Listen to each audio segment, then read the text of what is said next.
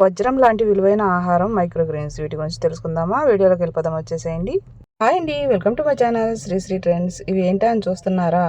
ఇవి మైక్రోగ్రెయిన్స్ అంటారండి. ముల్లంగి విత్తనాలతో చేసిన మైక్రోగ్రెయిన్స్ అనమాట.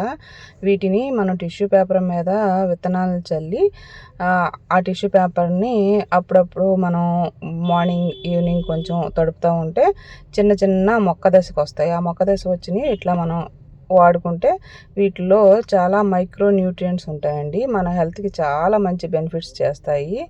నాకైతే మాత్రం దోసల పిండి కానీ లేకపోతే ఇడ్లీ పిండి కానీ కనిపించినప్పుడు వాటిల్ని ప్లెయిన్గా చేసే కన్నా కూడా ఇట్లా రకరకాల న్యూట్రిషన్ ఫుడ్స్ని యాడ్ చేసి చేయటం నాకు చాలా ఇష్టం అండి. ఎందుకంటే ఇంట్లో మనతో పాటు మన పిల్లలు, హస్బెండ్ అందరూ కూడా మంచి ఆరోగ్యంతో ఉంటారనమాట. అందుకని ఇట్లా ఏదో ఒకటి కలిపి చేస్తాను ప్లెయిన్గా కన్నా కూడా. ఈ మైక్రోగ్రెయిన్స్ని మనం తయారు చేయలేకపోయినా బ్లింకిట్లో మనకి దొరుకుతున్నాయండి. మైక్రోగ్రెయిన్స్ అని చూసుకుంటే బ్లింకిట్ యాప్లో మనకి దొరుకుతాయి అన్నమాట.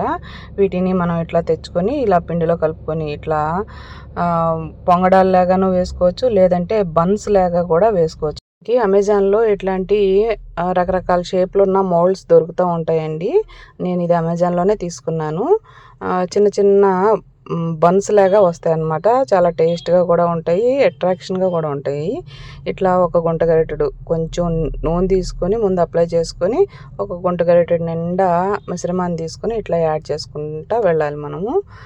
అవి కొంచెంసేపటికి చక్కగా మనకి ఉడికినట్లు వస్తాయి అన్నమాట. వీటిలో మనకి న్యూట్రియంట్స్ ఏమీ మిస్ అవ్వండి, ఎందుకంటే అవి మందంగా ఉంటాయి కాబట్టి మాడవు, అట్లాగే వేగిపోవు. కాబట్టి ఈ మైక్రో న్యూట్రియంట్స్ మనకి అట్లాగే వస్తాయి. ఇట్లా షార్ప్ ఎడ్జ్ ఉన్న నైఫ్ని కానీ ఏదైనా తీసుకొని ఇట్లా ఫోర్క్తో జాగ్రత్తగా నెమ్మదిగా తిప్పుకుంటే చూసారా ఎంత బాగున్నాయో. అసలు చాలా అట్రాక్షన్గా ఉన్నాయి, అలాగే చాలా టేస్ట్గా కూడా ఉన్నాయి. ఈ మైక్రోగ్రెయిన్స్ని చాలా రకాలైన విత్తనాలతో మనం ఇట్లా మైక్రోగ్రెయిన్స్ లాగా చేసుకోవచ్చండి. ఇలా చిన్న చిన్న మొక్క దశలో ఉన్నప్పుడు మనం వాడుకుంటే వీటిని మైక్రోగ్రెయిన్స్ అంటారు. యూట్యూబ్లో మీకు బోల్డంత ఇన్ఫర్మేషన్ దొరికింది, ఒక్కసారి సెర్చ్ చేయండి. వీటి మంచి మంచి గుణాల గురించి చాలా బాగా చెప్పారు.